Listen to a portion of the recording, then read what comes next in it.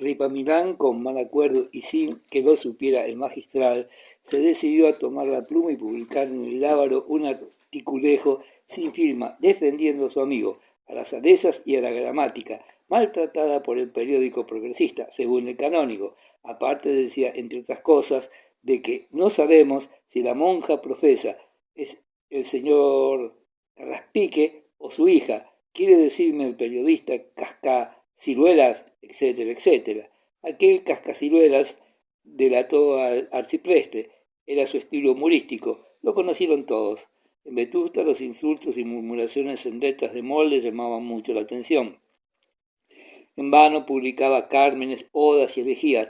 Nadie las leía, pero la gacetilla más insignificante que pudiera molestar un poco a cualquier vecino era leída, comentada días y días, y cuando había tiroteo de sueltos o comunicados, los habituales abonados no querían mejor diversión, por todo lo cual fue mayor el escándalo. Y no se habló en mucho tiempo más que de la influencia deleteria del magistral y de la muerte de Sor Teresa.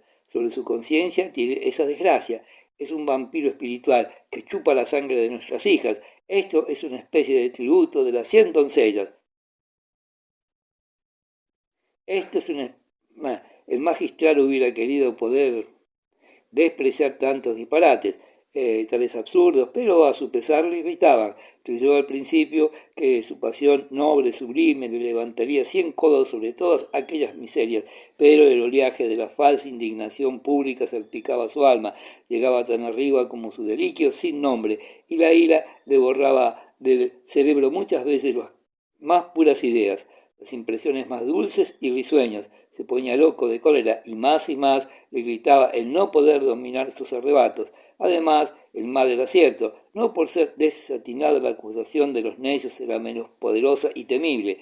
Notaba el magistral que su poder se tambaleaba, que el esfuerzo de tantos y tantos miserables servía para minarle el terreno. En muchas casas empezaba a notar cierta reserva. Dejaron de confesar con él algunas señoras de liberales, y él mismo Fortunato, el obispo, a quien tenía de paz en un puño, se atrevía a mirarle con ojos fríos y llenos de preguntas que entraban por las pupilas del magistral como puntas de acero.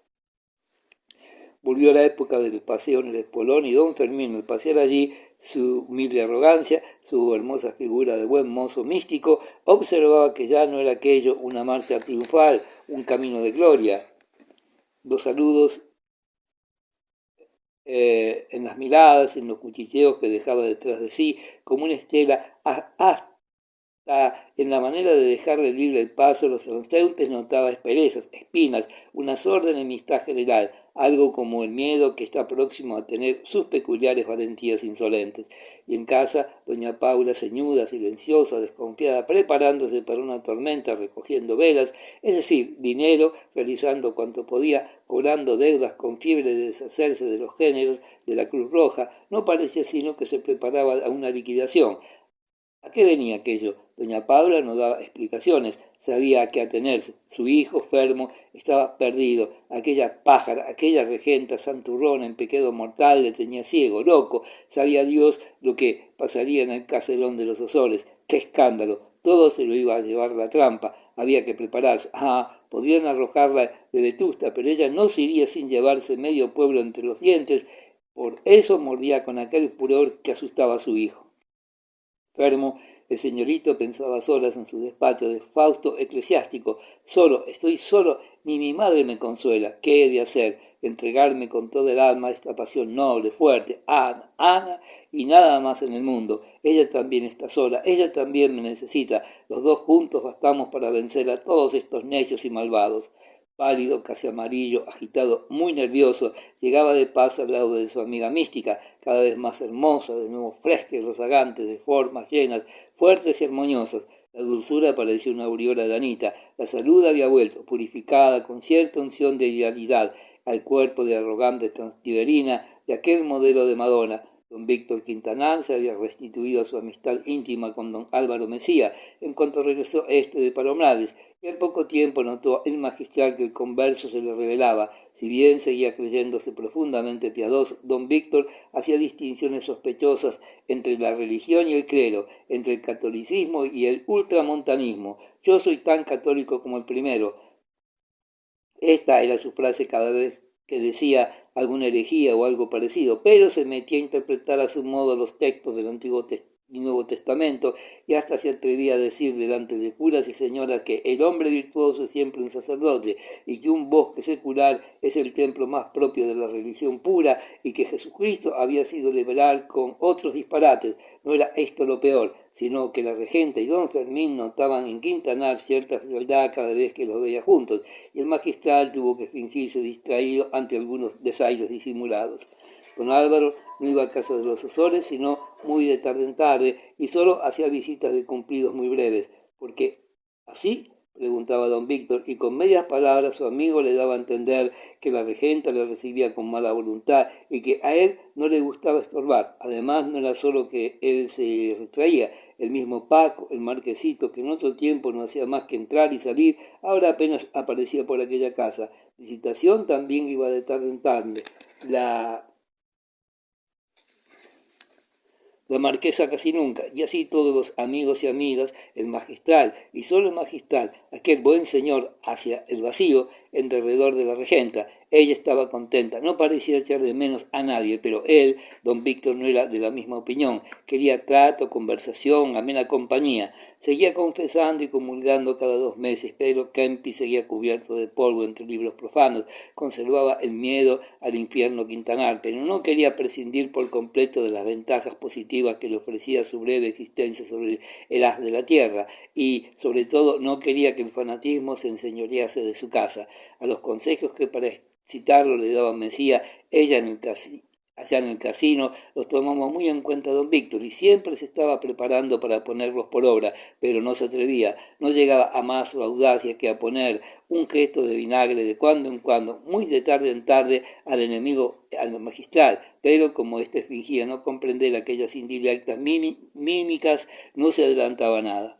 Don Víctor llegó a reconocer, pero sin confesárselo a nadie, que él era menos enérgico de lo que había creído. No tenía fuerza para oponerse al jesuitismo que había invadido su hogar. Por algo él vacilaba antes de consentir a de paz apoderarse del ánimo de su esposa. Sí, al fin había sido jesuita. Quintanar acabó por comparar el poder del provisor en el caserón de los Osores con el que tuvieron los jesuitas en el Paraguay. Sí, mi casa es otro Paraguay, y cada día se encontraba más incapaz de oponerse a la perniciosa influencia. No sabía más que poner mala cara y parar poco en casa.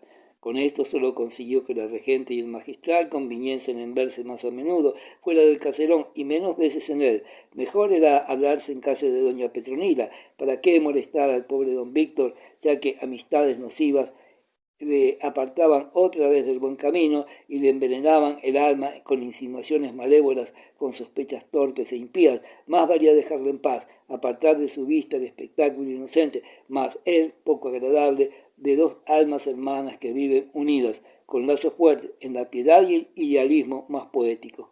En casa de doña Petronila, en el salón de balcones discretamente entornado de alfombra de fieltro gris, era donde pasaban horas y horas los 2 amigos de alma hablando de intereses espirituales, como decía el gran Constantino, sin más testigo que el gato blanco, cada vez más gordo, que iba y venía sin ruido, y si se frotaba en el lomo contra las faldas de la regenta y el manteo del magistral, cada día más familiarmente. Anita notaba en don Fermín una palidez interesante, grandes cercos amoratados junto a los ojos, una fatiga en la voz y en el aliento que la ponía en cuidado. Le suplicaba que se cuidase, se lo pedía con voz de madre cariñosa que ruega al hijo de sus entrañas que tome una medicina. Él respondía sonriendo, echando fuego por los ojos, que no tenía nada, que era aprensión, que no había que pensar en su cuerpo miserable. Algunos días, en sus diálogos, pausas embarazosas, el silencio se prolongaba molestándoles como un hablador inoportuno. Los 2 guardaban un secreto. Cuando creían conocerse uno a otro hasta el último rincón del alma, estaba pensando cada cual en la mala acción que cometía callando lo que callaba. El magistral padecía mucho siempre que Ana le hablaba de la salud que él perdía. Si ella supiera, resuelto a que su amistad con aquel ángel hermoso no acabase de mala manera en una aventura de grosero materialismo llena de remordimientos y dejos repugnantes, seguro de que aquella mujer ponía aquel lazo piadoso toda la sinceridad de una alma pura y que desagradaba y que desagradarla, aquello de que pudiera, sería hacerle perder su mayor encanto. El magistral, que vivía ya nada más que de esta refinada pasión, que según él no tenía nombre, luchaba con tentaciones formidables y sólo conseguía contrarrestar las rebeliones súbitas y furiosas de la carne con armisticios vergonzosos que le parecían una especie de infidelidad. En vano pensaba, ¿qué le importa a mi doña Ana que mi corpación de cazador montañés viva como quiera cuando me aparto de ella? Nada de mi cuerpo me pide ella, el alma es toda suya, y nada del alma pongo al saciar, lejos de su presencia, apetitos que ella misma sin saberlo excita. En vano pensaba esto, porque agudos remordimientos le pinchaban cada vez que Ana, solícita, dulce y sonriente, le pedía con las manos en cruz que se cuidara, que no se entregase a todas horas al trabajo y a la penitencia. ¿Qué sería de ella sin él? Figurémonos que usted se me muere, ¿qué va a ser de mí? Es horroroso, horroroso, pensaba el magistral, pasar plaza de santos sus ojos y ser un pobre cuerpo de barro que vive como el barro ha de vivir.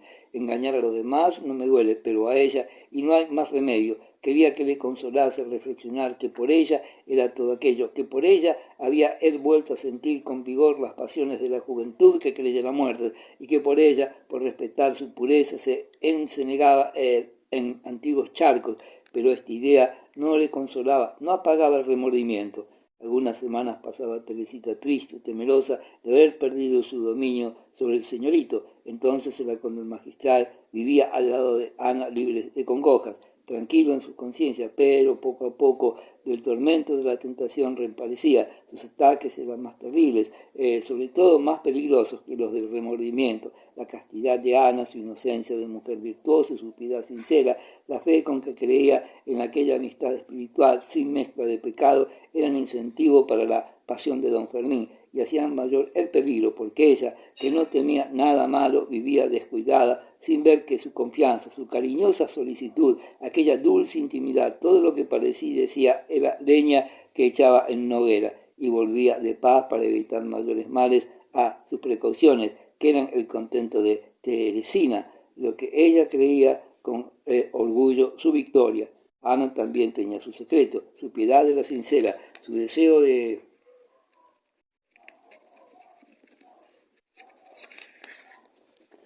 salvarse, firme, su propósito de ascender de morada en morada, como decía la santa, de Ávila serio, pero la tentación era cada día más formidable.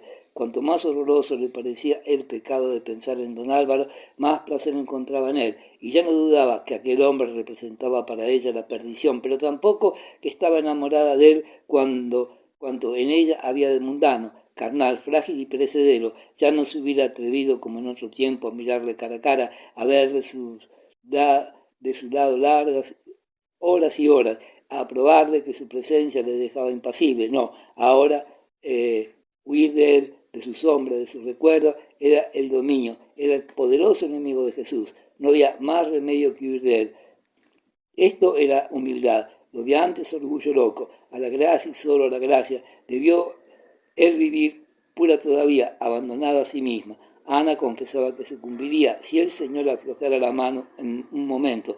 Don Álvaro podía extender la suya y tomar su presa, pero todo lo cual no quería ni verle, pero sin querer pensaba en él. Deseaba aquellos pensamientos con todas sus fuerzas, pero volvían. Qué horrible remordimiento. ¿Qué pensaría Jesús? Y también, ¿qué pensaría el magistral si lo supiera?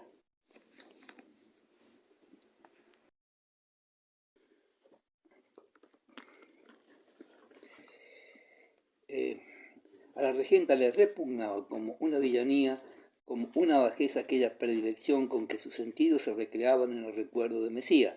Apenas se les dejaba suelta la rienda en un momento. ¿Por qué Mesía? El remordimiento que la infidelidad a Jesús despertaba en ella era de terror, de tristeza profunda, pero se envolvía en una vaguedad ideal que lo atenuaba.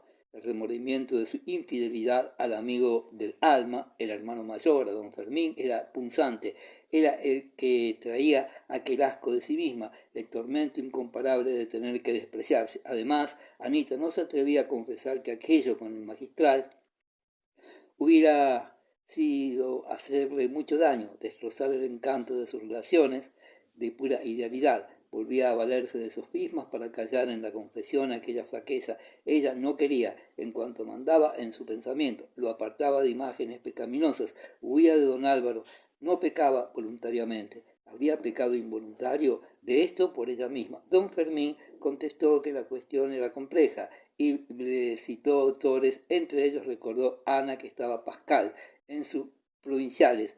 Ella tenía aquel libro, lo leyó y creyó volverse loca. Oh, el ser bueno era además cuestión de talento. Tantos distingos, tantas sutilezas la aturdían, pero siguió callando el tormento de la tentación. Arma poderosa para combatirla fue la ardiente caridad con que la regenta se consagró a defender y consolar a De Paz cuando sus enemigos desataron contra él los huracanes de la injuria, y a Ana creía de todo en todo calumniosa. La idea de sacrificarse por salvar a aquel hombre a quien debía la rendición de su espíritu se apoderó de la devota. Fue como una pasión poderosa de las que avasallan, y Ana la acogió con placer, porque así alimentaba el hambre de amor que sentía, de amor que tuviese objeto sensible, algo finito, una criatura. Sí, pensaba, yo combatiré la inclinación al mal, enamorándose de este bien, de este sacrificio, de esta abnegación. Estoy dispuesta a morir por ese hombre, si es preciso, pero no había modo de poner por obra tales propósitos. Ana buscaba y no encontraba manera de sacrificarse por el magistral. ¿Qué podía ella hacer para contrarrestar la violencia de la calumnia?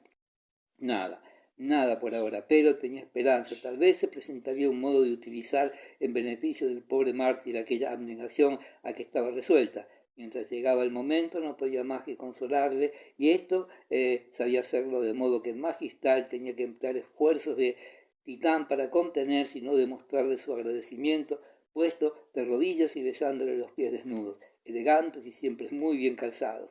Y en tanto, Foja, Maurero, don Custodio, Guimarán, el Alerta y, entre bastidoras, don Álvaro y Visitación Orías de Cuervo, trabajaban como titanes para derrumbar aquella montaña que tenían encima el poder del magistral. Si la muerte de Sor Teresa fue un golpe que hizo temblar al provisor en aquel alto asiento en que se figuraban sus enemigos, y si pudo por algún tiempo dejar en la sombra al pobre don Santos Barinaga, al cabo de algunas semanas, éste volvió a brillar dentro de su aureola de víctima, y la compasión fementida del público marrullero se volvió solícita con cuidados de madrastra que representa la comedia de la segunda madre. A los vetustenses en general les importaba poco la vida o la muerte de don Santos. Nadie había extendido una mano para sacarle de su miseria, hasta seguían llamándole borracho, pero en cambio todos se indignaban contra el provisor, todos maldecían al autor de tanta desgracia y quedaban muy satisfechos creyendo o fingiendo creer que así la caridad quedaría contenta. Ah, en este siglo, gritaba Foja en el casino, en este siglo calumniado por los enemigos de todo progreso, en este siglo materialista y corrompido, no se puede ya impunemente insultar los sentimientos filantrópicos del pueblo sin que una voz unánime se levante a protestar en nombre de la humanidad ultrajada. El pobre don Santos Barinaga, víctima del monopolio escandaloso de la Cruz Roja, muere de hambre en los desiertos almacenes donde un tiempo brillaban los vasos sagrados, pátenes y copones, lámparas y candeleros, con otros 100 objetos de culto. Muere en aquel rincón y muere de iniciación. Señores, por culpa del simoníaco que todos conocemos, muere, sí, morirá, pero el que se burla con artificios de nuestro código mercantil y de las leyes de la iglesia, comerciando a pesar de ser sacerdote, el que mata de hambre al pobre ciudadano señor Barinaga, ese no se gozará en su obra mucho tiempo, porque la indignación pública sube como la marea y acabará por tragarse al tirano. Pero a pesar de este discurso y otros por el estilo, a Foja no se le ocurría mandar una gallina a don Santos para que le hiciesen caldo, y como él obraban todos los defensores teóricos del comerciante arruinado, decían a una que moría de hambre, y nadie al visitarle le llevaba un pedazo de pan, y hasta le visitaban pocos. Foja solía entrar y salir enseguida. En cuanto César lloraba de la miseria y de la enfermedad del pobre anciano, ya tenía bastante, salía corriendo a decir pestes del otro, del provisor. Así creía servir a la buena causa del progreso y de la humanidad solidaria. La fama bien sentada de hereje que había conquistado en los últimos tiempos el buen don Santos retraía a muchas almas piadosas que de buen grado le hubieran socorrido, y solamente las Paulinas fueron osadas acercarse al lecho del vejete para ofrecerle los auxilios materiales de la sociedad y los espirituales de la iglesia. Fue en vano. Afortunadamente, decía don Pompeyo Guimarán, al referir el lance, afortunadamente estaba yo allí para evitar una indignidad. Don Santos había dado plenos poderes a su amigo don Pompeyo para rechazar en su nombre toda su gestión de fanatismo. Guimarán estaba muy satisfecho con aquella misión delicada e importante que exigía grandes dotes de energía y arraigadas convicciones por su parte. En efecto, llegaron a Samí desnudo y frío, en que yacía aquella víctima del alcoholismo crónico, los enviados de San Vicente de Paul, que era doña Petronila, o sea, el gran Constantino, y el beneficiado don Custodio. La hija de Barinaga, la beata paliducha y seca, los recibió abajo en la tienda vacía, lloriqueando. Hablaron los tres en voz baja. Don Custodio decía las palabras llenas de silbidos suaves, imitación del magistral. Al oído de su hija de penitencia, la consolaba, y ella, levantando los ojos llenos de lágrimas, los fijaba como quien se acomoda en sitio conocido y frecuentado en los del clérigo de almíbar. Subieron de puntillas, dispuestos a intentar un ataque contra el enemigo. ¿Con qué está arriba don Pompeyo?, preguntó en la escalera don Custodio. Sí, no sale de casa estos días. Mi padre me arroja a mí de su lado y clama por ese hereje chocho. Don Pompeyo Guimarán oyó la voz del beneficiado y le sonó cura. Se preparó a la defensa y procuró tomar un continente digno de un librepensador convencido y prudentísimo. Echó las manos cruzadas a la espalda, haciendo crujir la madera vieja del piso de castaño comido por los gusanos. En la alcoba contigua, sin puerta, separada de la sala por unas cortinas sucias de percal encarnado, se oían los quejidos frecuentes y la respiración fatigosa del enfermo. ¿Quién está ahí?, preguntó don Santos con voz débil, sin más energía que la de una ira impotente. Creo que son ellos, pero no teme usted, aquí estoy yo. Usted, silencio, que no le conviene irritarse. Yo me basto y me sobro. Entró el enemigo, y aunque venía de paz y don Pompeyo se había propuesto ser muy prudente, en cuanto doña Petronila abrió el pico, el ateo extendió una mano y dijo, interrumpiendo: Dispénseme usted, señora, y dispense este digno sacerdote católico. Vienen ustedes equivocados. Aquí no se admiten limosnas condicionales.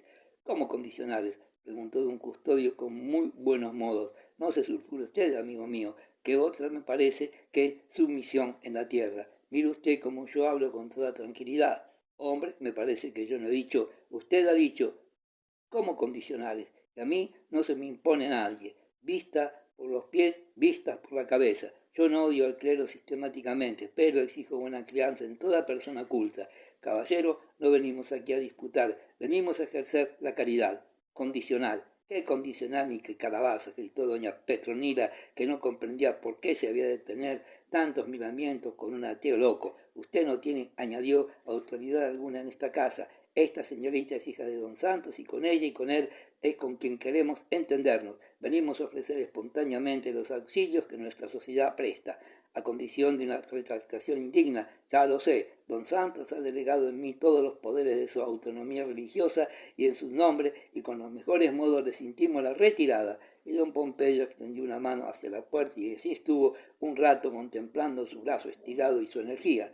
Pero tuvo que bajar el brazo porque doña Petronila replicó que no estaba dispuesto a recibir órdenes de un entremetido. Señora, aquí los entremetidos son ustedes. No se les ha llamado, no se les quiere. Aquí solo se admite la caridad, que no pide cédula de comunión. Nosotros tampoco pedimos cédula, señor cura. A mí no me venga usted con argucias de seminario. La filosofía moderna ha demostrado que el escolasticismo es un tejido de puerilidades, y yo sé a lo que vienen ustedes. Quieren comprar las arraigadas convicciones de mi amigo por un plato de lentejas, una taza de caldo por la confesión de un dogma, una peseta por una apostasía.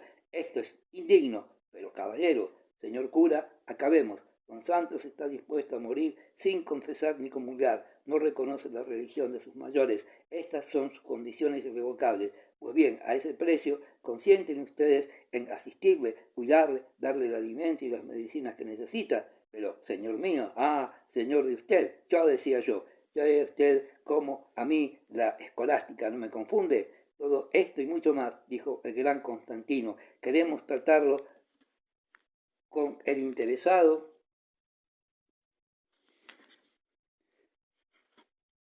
Pues no será, pues sí será. Señora, salvo el sexo, estoy dispuesto a arrojarles a ustedes por las escaleras si insisten en un procaz atentado. Y don Pompeyo se colocó delante de la cortina de percal para cortar el paso al obispo madre. ¿Quién va? ¿Quién va? Gritó desde adentro Barrinaga, ronco y jadeante. Son las Paulinas, respondió Guimarán. Rayos y truenos, fuera de mi casa. ¿No tiene usted una escoba? Dijo don Pompeyo. Fuego en ellas, infames. ¿Y no anda aquí un cura también? Sí, señor, anda.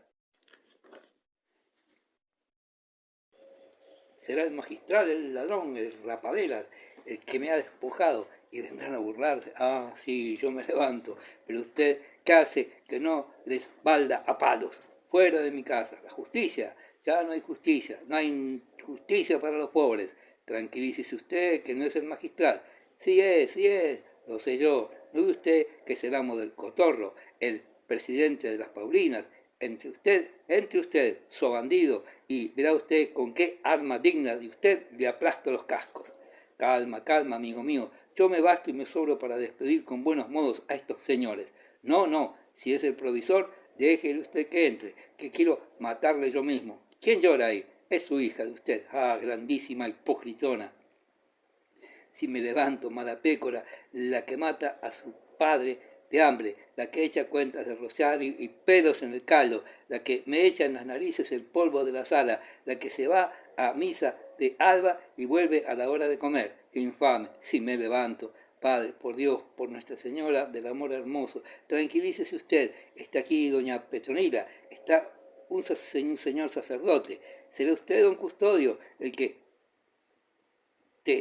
me ha robado el majo del cabildo? Ah, Barragana, si os tomo a los dos. Jesús, vámonos de aquí, gritó doña Petronila buscando la escalera. Pero no pudieron marchar tan pronto porque la hija de don Santos cayó desmayado. La bajaron a la tienda para librarla de los gritos furiosos y de las injurias de su padre. Quedó el campo por don Pompeyo, que volvió a sus paseos y después fue a la cocina a espumar el puchero miserable de don Santos. Allí no había más caridad que la de él. Cierto que no podía ser pródigo con su amigo, porque la propia familia tan numerosa tenía apenas lo necesario, pero solicitud, atenciones no le faltarían al enfermo. Volvió a poco soplando un líquido pálido y humante en el que explotaban partículas de carbón. Se lo hizo beber a don Santos, sujetándole la cabeza que temblaba y sin permitirle tomar la taza con su flaca mano que temblaba también. De esta manera quedó el campo libre por don Pompeyo, el cual no pensaba más que en asegurar el triunfo de sus ideas, para lo que era necesario estar en guardia de todo el tiempo posible al lado del enfermo y así evitar que la hija de don Santos introdujese allí subrepticiamente el elemento clerical. Guimarán, madrugada para correr a casa de Barrinaga, estaba allí casi siempre hasta la hora de cenar, y esta necesidad material la despachaba en un decir Jesús, dando prisa a la criada, a su mujer, a las niñas. ¡Ea, menos cháchara, la sopa, que me esperan! Comía, recogía los mendrugos de pan que quedaban sobre la mesa, un poco de azúcar y otros desperdicios, se los comía, ponía en un bolsillo y echaba a correr. Algunas noches entraba a su hogar gritando: a ver, las zapatillas y el frasco de anís, que hoy velo a don Santos. La esposa de don Pompeyo suspiraba y entregaba las zapatillas suizas y el frasco de aguardiente, y el amo de la casa desaparecía. Foja, los Orgaz, los Ester, como particular, no como sacerdote, don Álvaro Mesía, los socios pensadores que comían de carne solemnemente en Semana Santa, algunos de los que asistían a las cenas secretas del casino, los redactores de la alerta y otros muchos enemigos del provisor visitaban de vez en cuando a don Santos. Todos compadecían aquella miseria entre protesta de cólera mal comprimida. El hombre que había reducido tal estado al señor Barrinaga era bien miserable, merecía la pública execración, pero nada más. Casi nadie se atrevía a dejar allí una limosna por no ofender la susceptibilidad del enfermo. Muchos se ofrecían a velarle en caso de necesidad. Don Pompeyo recibía las visitas como si él fuera el amo de la casa. Celestina tenía que tolerarlo porque su padre lo exigía. Ese mi único hijo, descastada, mi único padre, mi único amigo, tú eres lo que estás aquí de más. mala entraña, mojigata, gritaba desde su alcoba el borracho moribundo. La enfermedad se agravó con las fuertes heladas con que terminó aquel año de noviembre. El primer día de diciembre, Celestina se propuso, de acuerdo con don Custodio, dar el último ataque para conseguir que su padre admitiera los sacramentos. Al entrar por la mañana, a eso de las 8, don Pompeyo Guimarán, que venía soplándose los dedos, la beata le detuvo en la tienda abandonada, fría, llena de ratones. Empleó la joven toda clase de resortes, pidió, suplicó, se puso de rodillas con las manos en cruz, lloró, después exigió, amenazó, insultó, todo fue inútil. Hable usted con su papá, decía Guimarán, para toda contestación. Yo no hago más que cumplir su voluntad. Celestina, desesperada, se acercó al lecho de su padre, lloró otra vez.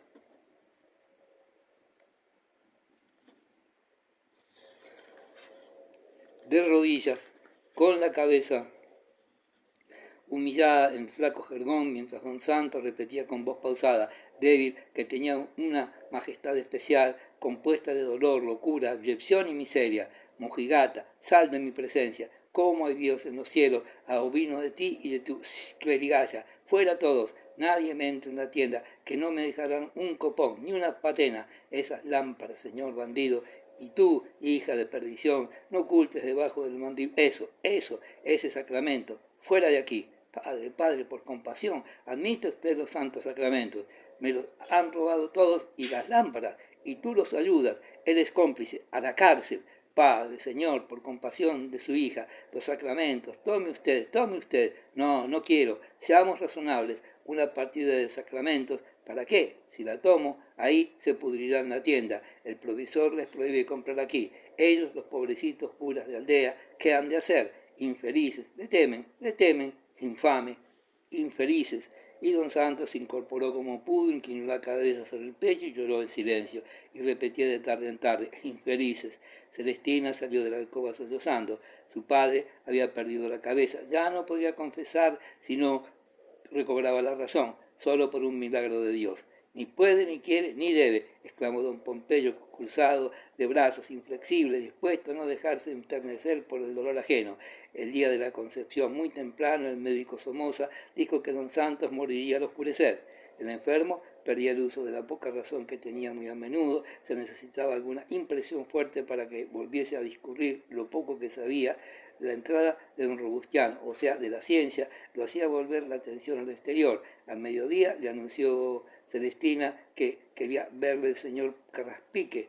Aquel honor inesperado puso al moribundo muy despierto. Carraspique, sin saludar a don Pompeyo, que se quedó siempre cruzado de brazos, a la puerta de la alcoba se colocó la cabecera de Barinaga, en compañía de un clérigo, el cura de la parroquia. Era un anciano de rostro simpático, de voz dulce, hablaba con el acento del país muy pronunciado. Carraspique, a quien en otro tiempo había pedido dinero prestado a don Santos, tenía alguna autoridad sobre el enfermo. No se hablaba muchos años hacía, pero se estimaban a pesar de las ideas y de la frialdad que el tiempo había traído.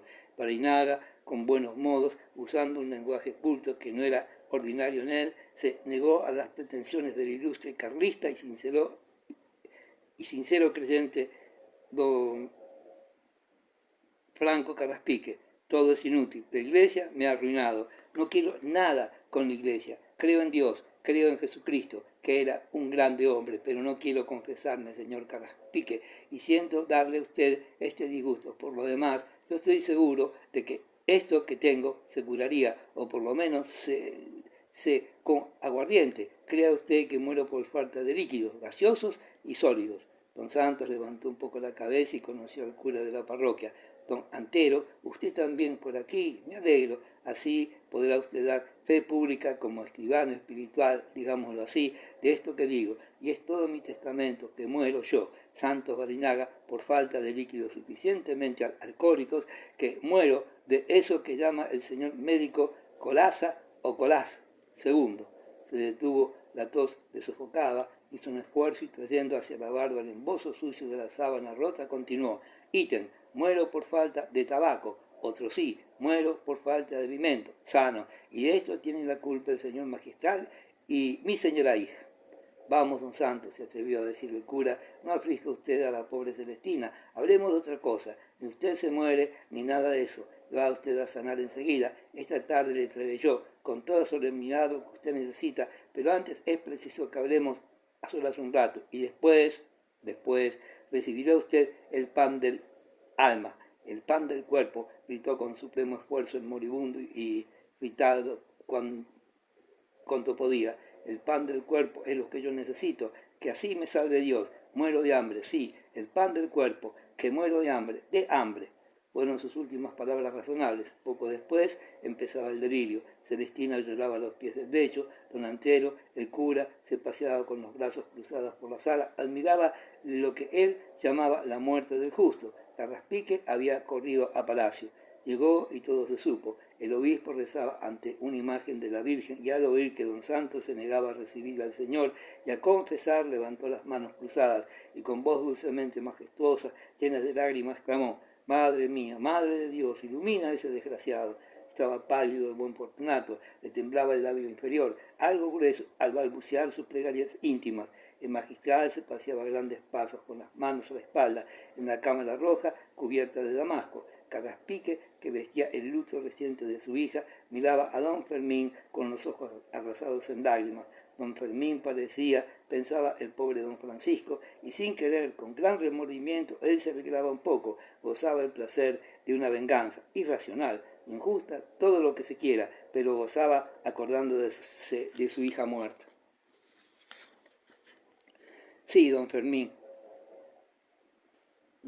padecía. Aquella necedad del tendero de enfrente era una complicación. De paz ya no era el mismo, que sentía remordimientos románticos. Aquella noche de luna, al ver a don Santos arrastrar su degradación y su miseria por el arroyo, ahora no era más que un egoísta, no vivía más que para su pasión. Lo que podía turbarle en el deliquio sin nombre que gozaba en presencia de Ana, eso aborrecía, lo que pudiera traer una solución al terrible conflicto, cada vez más terrible, de los sentidos enfrentados y de la eternidad pura de su pasión. Eso amaba, lo demás del mundo no existía, y ahora don Santos moría escandalosamente, moría como un perro. Habría que enterrarlo en aquel pozo inmundo, desamparado, que había detrás del cementerio y que servía para los enterramientos civiles, y de todo iba a tener la culpa él, y Vetusta se le iba a echar encima. Ya empezaba el rum rum del motín. El chato venía a cada momento a decirle que la calle de don Santos y la tienda se llenaba de gente, de enemigos del magistral,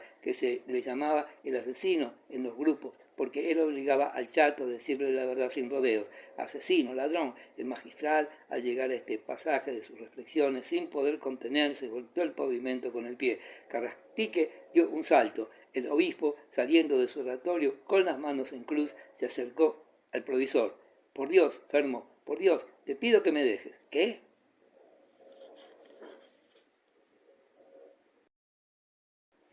Ir yo mismo a ver ese hombre. Quiero verle yo. A mí me ha de obedecer. Yo he de persuadirle. Traigan un coche si no quieres que me vean. Una tartana, un carro, lo que quieras. Voy a verle, sí, voy a verle. Locuras, señor, locuras, rugió el provisor sacudiendo la cabeza. Pero Fermo es un alma que se pierde. No hay que salir de aquí. Ir el obispo a un hereje contumaz, absurdo. Por lo mismo, Fermo. Bueno, los miserables siempre la comedia, la escena del convencional. ¿No es eso? Don Santos es un borracho insolente que escupiría al obispo con mucha frescura. Don Pompeyo discutiría con su ilustrísima si había Dios o no había Dios. No hay que pensar en ello. Absurdo moverse de aquí.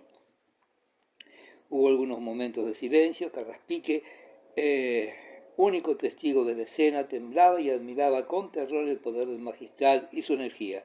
Era verdad, tenía a su ilustrísimo en un puño. Después continuó don Fermín. Además, sería inútil ir allá. El señor Carraspique lo ha dicho.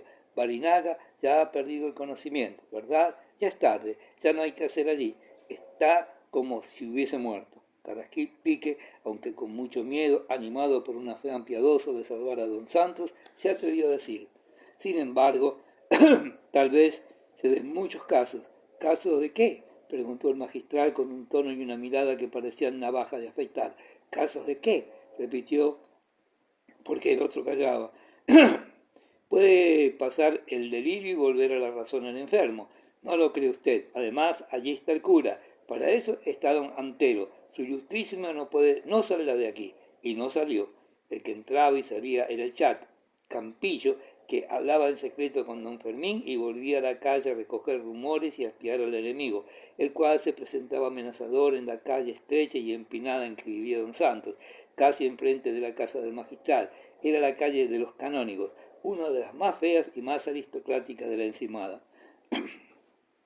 Al oscurecer de aquel día no se podía pasar sin muchos codazos y tropezones por delante de la tienda triste y desnuda de Barrinaga. Sus amigos, que habían aumentado prodigiosamente en pocas horas, interceptaban la acera y llegaban hasta el arroyo divididos en grupos que cuchicheaban, se mezclaban, se disolvían. Por allí andaban Foja, los dos Orgaz y algunos otros de los socios del casino que asistían a las cenas mensuales en que se conspiraba contra el provisor. El exalcalde se multiplicaba, entraba y salía en casa de don Santos, bajaba con noticias, le rodeaban los amigos, está expirando, pero conserva el conocimiento, yo lo creo, como usted y como yo. Era mentira, Barrinaga moría hablando, pero sin saber lo que decía. Sus frases eran incoherentes, mezclaba su odio al magistral con las quejas contra su hija. Unas veces se lamentaba como rey Lear y otras blasfemaba como un carretero. Y diga usted, señor Foja, ¿hay arriba algún cura? Dicen que ha venido el mismo magistral. El magistral, no faltaba más. Sería añadir el sarcasmo al no, no vendrá, no. Quien está arriba es don Antero, el cura de la parroquia. El pobre es un bendito, un fanático digno de lástima y cree cumplir con su deber, pero como si cantara. Don Santos era un hombre de convicciones arraigadas.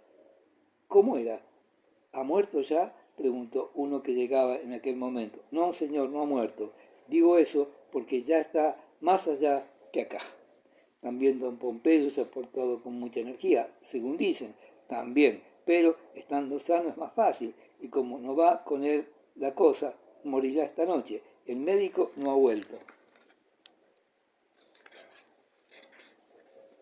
Somoza aseguraba que moriría esa tarde, pues por eso no ha vuelto, porque se ha equivocado. El cura dice que durará hasta mañana y muere de hambre. Dicen que lo ha dicho él mismo. Sí, señor, fueron sus últimas palabras sensatas, advirtió Foja, contradiciéndose. Dicen que dijo, el pan del cuerpo es el que yo necesito, que así me salve Dios, muero de hambre.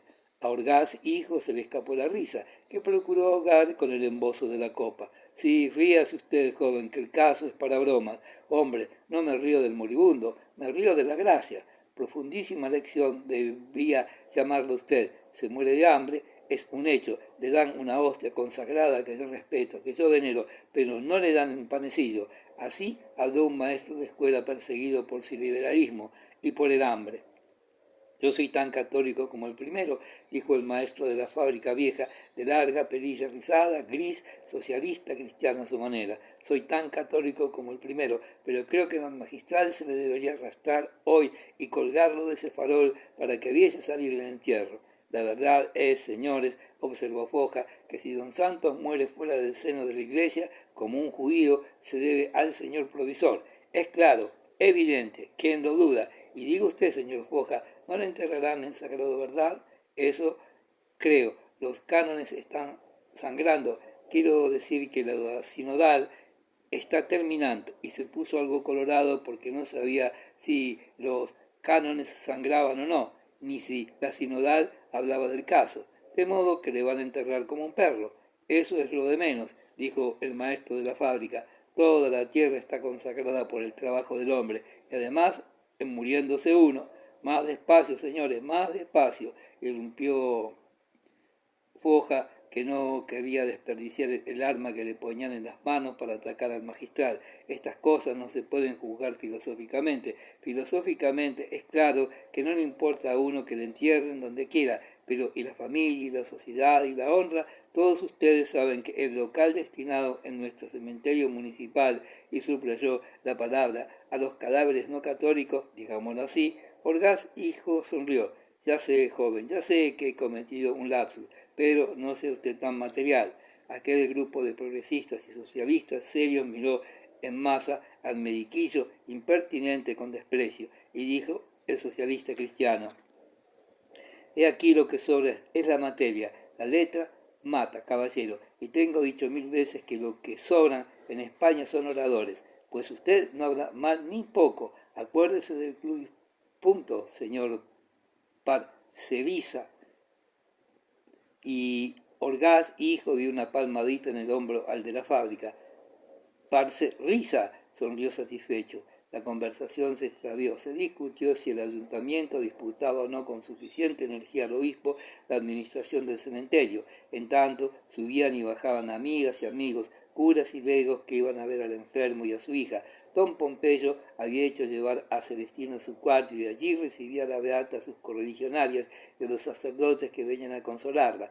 Guimarán no dejaba entrar en la sala más que a los espíritus fuertes, o por lo menos, si no tan fuertes como él, que eso era difícil, partidarios de dejar a un moribundo expirar en la confesión que le parezca, o sin religión alguna si lo considera conveniente. Muerte gloriosa, decía don Pompeyo al oído de cualquier enemigo del provisor que venía a compadecerse a última hora de la miseria de Barinaga. Muerte gloriosa, qué energía, qué tesón, ni la muerte de Sócrates, porque a Sócrates nadie le mandó confesarse. Los que subían o bajaban al pasar por la tienda abandonada echaban una mirada a los desiertos estantes y al escaparate cubierto de polvo y cerrado por fuera con tablas viejas y desvencijadas. Sobre el mostrador pintado de color de chocolate, un velón de petróleo alumbraba malamente el triste almacén cuya desnudez daba frío. Aquellos anaqueles vacíos representaban a su modo el estómago de don Santos, las últimas existencias que había tenido allí años y años cubiertas de polvo, las habían vendido por 4 cuartos a un comerciante de aldea. Con el producto de aquella liquidación miserable había vivido y se había emborrachado en la última parte de su vida el pobre Barinaga. Ahora los ratones roían las tablas de los estantes y la consunción roía las entrañas del tendero. Murió al amanecer. Las nieblas del Corfín dormían todavía sobre los tejados y a lo largo de la calle de Vetusta.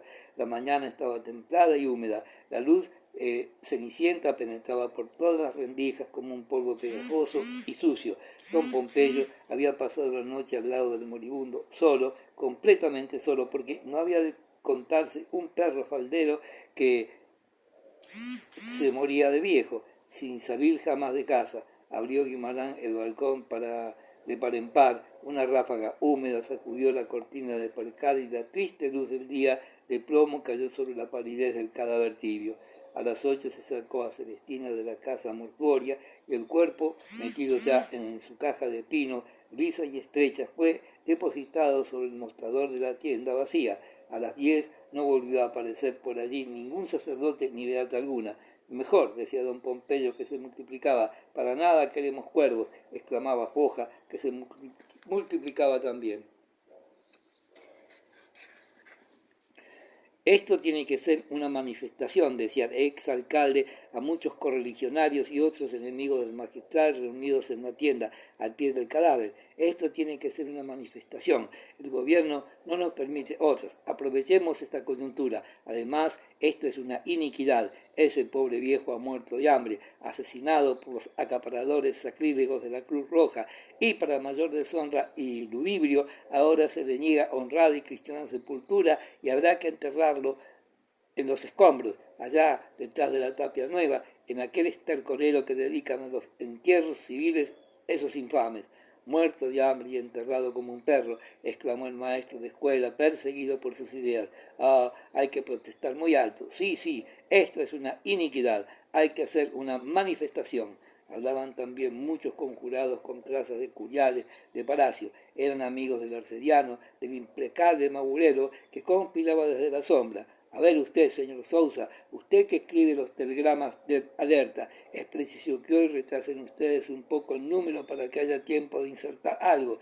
Sí, señor, ahora mismo voy a la imprenta y con la mayor energía que permite la ley, la pícara ley de imprenta, redactaré allí mismo un suelto convocando a los liberales, amigos de la justicia, etcétera, etcétera. Descuide usted, señor Foja, llame usted al suelto entierro civil. Sí, señor, así lo haré, con letras grandes, como puños, ya verá usted. Eso podrá servir de aviso a todo el pueblo liberal. Vendrán de la fábrica, ya lo creo, exclamó Parcerisa. Ahora mismo voy yo y a calentar a la gente. Esto no nos lo puede prohibir el gobierno. Como no se alborote, El entierro fue cerca del anochecer. Solo así podían asistir los de la fábrica. Llovía, caían hilos de agua perezosa, diagonales, sutiles. La calle se cubrió de paraguas. El magistral, que espiaba detrás de las vidrieras de su despacho, vio un fondo negro y pardo, y de repente, como si se alzase sobre un pavés, apareció por encima de todo una caja negra, estrecha y larga, que al salir de la tienda se inclinó hacia adelante y se detuvo como vacilando. Era don Santos, que salía por última vez de su casa. Parecía dudar entre desafiar el agua o volver a la subvivienda. Salió, se perdió el ataúd entre el oleaje de seda y percal oscuro. En el balcón que había sobre la puerta, entre las rejas, asomó la cabeza de un perro de lana negro y sucio. El magistral lo miró con terror. El faldero estiró el pescuezo, procuró mirar a la calle y se le erizaron las orejas. Ladró a la caja, a los paraguas y volvió a esconderse. Lo habían olvidado en la sala, cerrada con llave por don Pompeyo.